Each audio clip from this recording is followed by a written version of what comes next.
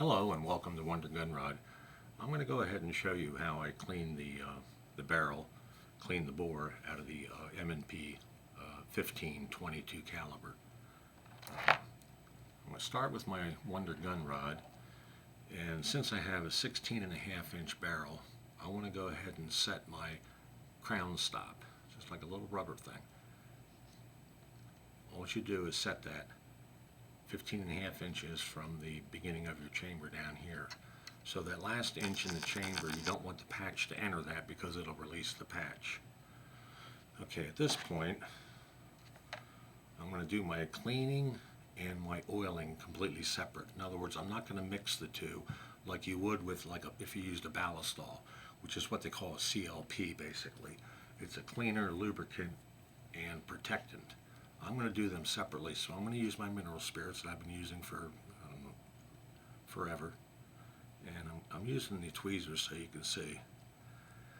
I'm going to wet the patch down real good, place it right in front of the bore.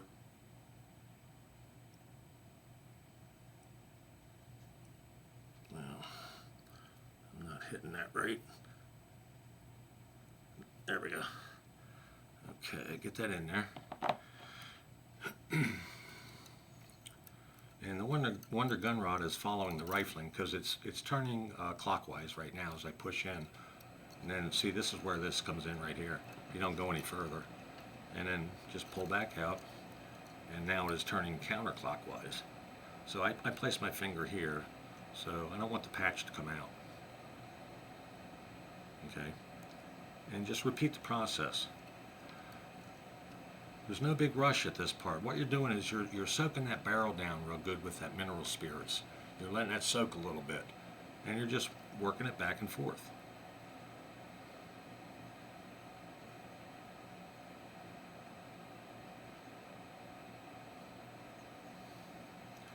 And back.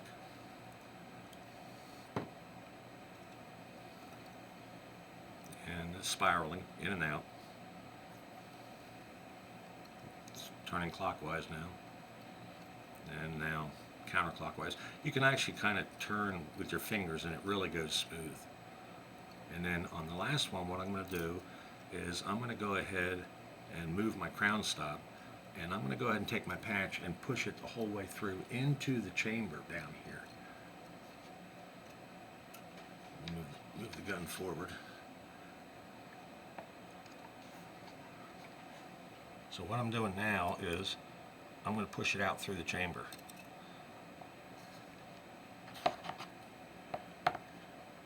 If there's any fouling or carbon inside that chamber, it'll clean that out. You can see that patch is fairly clean, but it did get some out of the, right in through here. So there was some in the chamber there on the edges of that patch. So I'm going to run one more patch through, I think. Set my crown stop 1 inch back.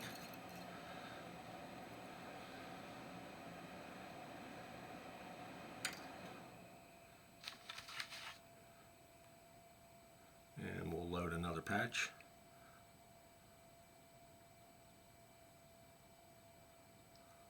There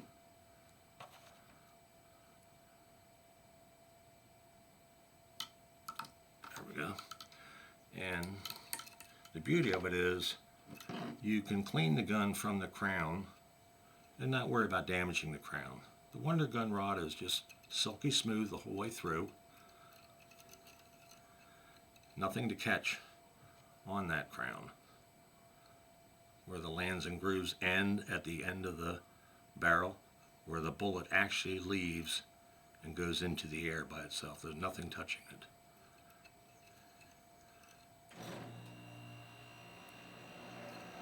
And this one, I'm going to go ahead and shove that patch the whole way through.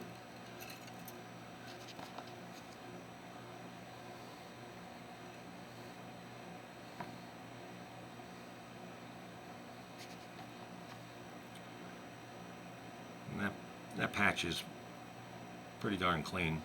A little tiny bit left on there, but if there's a little trace in there, we'll take care of that while we oil it. So now, I'm going to go ahead and reset my rod.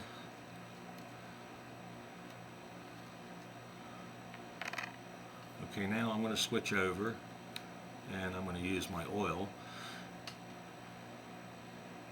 You can use your Ballistol, Frog Lube, whatever you like to use. Mineral oil. Mineral oil you can buy at the pharmacy. It's a pharmaceutical grade mineral oil, which means you can use it on your cutting boards for cutting food on. So food safety wise, it's safe to use. But it really works well for lubricating bores, also wiping down your gun, any moving parts. When I do a full breakdown on this gun and clean it in the ultrasonic cleaner, I will show you how I use the mineral oil when I do that at that time.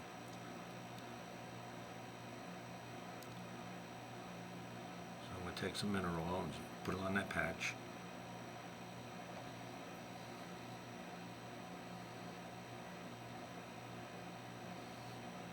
Okay, there we go. Now is when it really runs through nice. If there's any contaminants in there, you'll feel it. You'll feel it in the rod itself. The vibration, you'll feel it.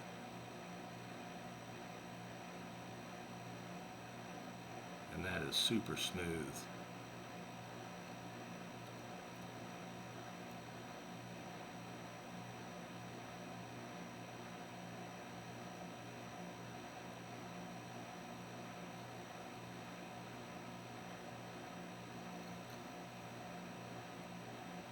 Okay, now this one I'm going to push. Now I'm going to do one more. I saw a little bit of carbon or graphite on there. Yeah, a little bit. Not bad. But you know what? I want to push that the whole way through. So I'm going to give her a shove. Okay, got about another inch to go. And pop her through.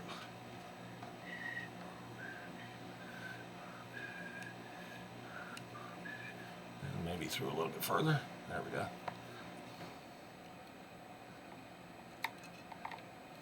I can grab that little bugger. Yeah, that's clean. So we're in good shape. Now I'm going to just follow up with a dry patch. Reset my...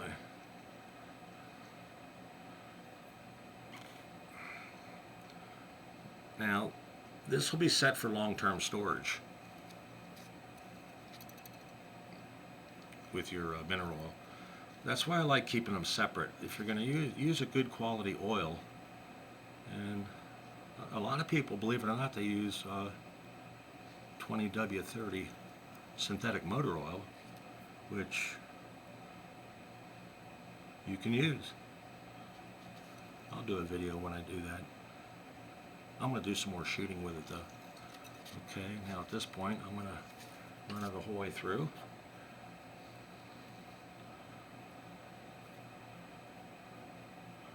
Okay, so that patch has just a little dampness on it, not bad at all.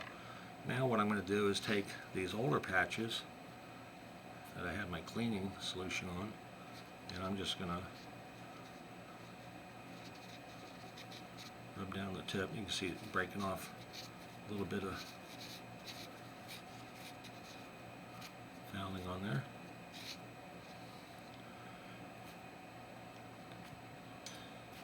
Okay, really that's about it. I mean, it's ready to store until I shoot it next time. Like I said, I only put 75 rounds through it, so I'm not doing a thorough takedown on this gun. However, if I ever put a gun away, I want to make sure there's no carbon in that bore. That's the enemy. That will attract moisture. You'll get a rust haze. Next thing I want to talk about on this gun, which I had a problem with it. I mounted a scope on the gun, and I couldn't get it sighted in to save my life. I spent well over an hour trying to sight the thing in. I thought, there's something seriously wrong here. What I realized was, after about an hour of putzing around with this thing, see the rubber here? It was touching the Picatinny rail. If that front of that scope is touching that rail, you are not going to get that thing sighted in no matter how hard you try. Well, the scope came with the 1/2-inch rings. They only have a 1/2-inch rise on them. You can see these have a much higher rise. It's a 1 inch. So that gets that off of that Picatinny rail, and that was my problem on that. Now the other thing you want to pay attention to on this gun is, I didn't realize this until I brought up the owner's manual, and they did an update on the owner's manual on this particular gun halfway through last year. So mid 2024 they did an update on it. And the reason why I looked at the owner's manual, pulled it up online on Smith & Wesson, was because I wanted to see if they made any changes on this gun since I've owned this gun. I've had this gun over 10 years. I just took it out of the box the other day. It only has 75 rounds through it. So I wanted to be up to date and see if they made any changes on this thing. Well, apparently they did. If you look right here below the, right below the ejection port, see this space right here? That little block right there, if it says Performance Center in all capital letters and they're in italic, they're actually burned in, or they're actually molded in to this piece right here below the ejection port. It's what they call a semi-auto match grade chamber. What that means is you cannot shoot CCI Stinger ammunition out of it. If we take a look at CCI Stinger versus a standard round, look at the difference, if you can see that. The CCI Stinger here is about 2 millimeters. The casing is about 2 millimeters longer than a standard long rifle round. So the chamber, if it says Performance Center, the chamber is not manufactured to handle that Stinger round. If your gun does not have that, like this one does not have that, this gun, you can shoot the 22 Stinger with no problems. Now, if it does say Performance Center and you use Stingers, you're probably going to knock the extractor out.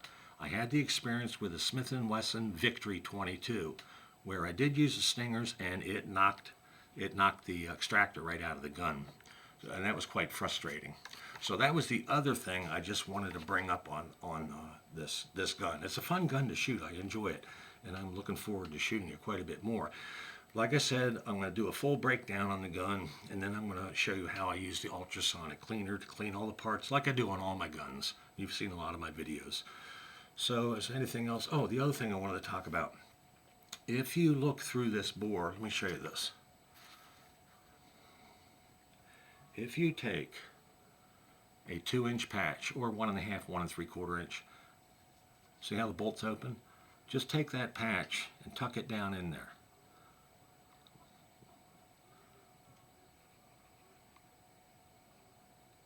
Like that. That's perfect. You just want to make sure it's not blocking the opening of your chamber. If you look in this end of the gun with a 2x eye loop, you can get at Harbor Freight or at other places. You look through that bore, you will be able to see the rifling from here all the way back to the chamber perfectly. Because what it does is that patch will reflect the light, just enough light to look through that bore. It blows away any kind of a bore light. You'll see that bore beautifully all the way down through there. So I just wanted to bring that up. And that's just by simply taking a patch and putting it in there like that. So the light can hit the patch and then bounce back into the up through the chamber. Okay, well, I guess that covers this segment. So I appreciate you watching. But check out the Wonder Gun Rod. I'll tell you what, it is slick. It's easy to use, and it's convenient, and it's fast. Anyways, have a great day. Thank you.